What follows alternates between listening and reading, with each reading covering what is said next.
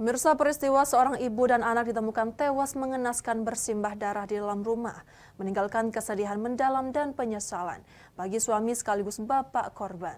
Lantaran sebelumnya sang anak sempat menelpon teriak minta tolong.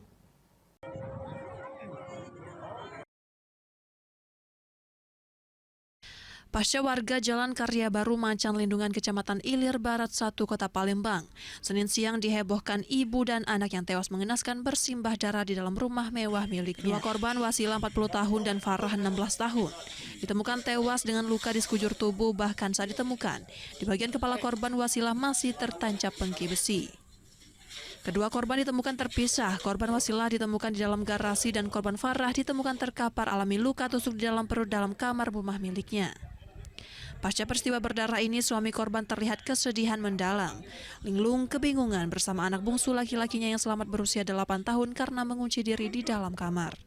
Sutoro, ketua RT setempat, menyatakan sebelum ditemukan tewas, Farah, anak korban, sempat menelpon ayahnya teriak minta tolong. Namun setelah ayahnya pulang ke rumah menemukan anak putrinya tersebut bersama istrinya sudah tewas. Suaminya ada di bengkel.